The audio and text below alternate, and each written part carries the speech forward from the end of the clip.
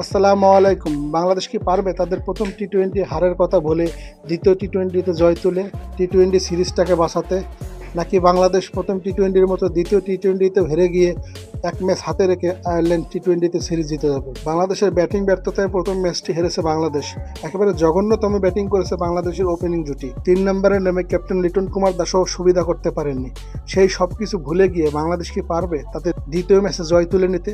প্রথম T twenty match শেষে লিটন কুমার দাস জানিয়েছেন, হৃদয়ের ব্যাটিংটা আমার কাছে দারুণ লেগেছে। হৃদয়ে যেভাবে খেলেছে, ওর কাছে যদি আরেকজন পার্টনার হিসেবে পেতেন তাহলে হৃদয়ে ম্যাচটি বের করে নিয়ে আসতেন।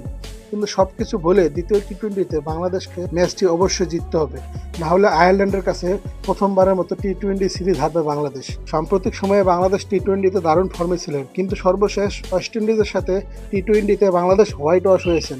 এই টি-টোয়েন্টিতে হোয়াইট ওয়াশ হওয়ার পর এবং আয়ারল্যান্ডের বিপক্ষে প্রথম টি-টোয়েন্টিতে হারার পর একটানা 4টি ম্যাচ হারেছে। এতে করে কিছুটা ব্যাকফুটে চলে গিয়েছে বাংলাদেশ দল, কারণ সামনেই টি-টোয়েন্টি বিশ্বকাপ।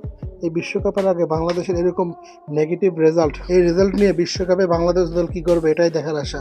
কিন্তু আয়ারল্যান্ডের বিপক্ষে দ্বিতীয় টি-টোয়েন্টি ম্যাচের আগে বাংলাদেশকে অবশ্যই তাদের নিজেদের ভুলগুলো সংশোধন করে নিতে হবে। ওপেনিং জুটিতে অবশ্যই সাইফকে খেলাতে হবে, কারণ সাইফ ওপেনিং জুটিতে ভালো খেলে। সাইফকে 4 নম্বরে নামানো যাবে না এবং অবশ্যই সাইফুদ্দিনকে খেলাতে হবে তানজিম সাকিবের জায়গায়। সাইফুদ্দিন ব্যাটিংটা খুব ভালো পারেন, অবশ্যই তাকে খেলাতে হবে এবং মাহিদুল অঙ্কনকেও খেলাতে হবে জাকির আলীর বদলে। জাকির আলীকে বসাতে হবে, অবশ্যই বসাতে হবে, কারণ তাকে নিয়ে আর হচ্ছে না। ম্যাচটি জিততে গেলে অবশ্যই এটা করতে হবে। সাকিবের বদলে অবশ্যই সাইফুদ্দিনকে নামাতে হবে এবং জাকিরের জায়গায় মাহিদুল অঙ্কনকে নামাতে হবে। এই জিনিসটা না করলে বাংলাদেশ দ্বিতীয় টি-টোয়েন্টি ম্যাচটি জিততে পারবে না।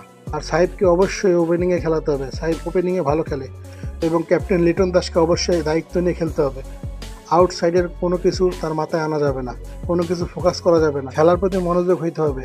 নির্বাচক কি বললো না বললো এইসবের প্রতি কান দেওয়া যাবে না তাকে। তো best of luck Bangladesh cricket টিমকে দ্বিতীয় ম্যাচের জন্য। বাংলাদেশ অবশ্যই দ্বিতীয় ম্যাচটি জিতবে, অবশ্যই বাংলাদেশ কামব্যাক করবে।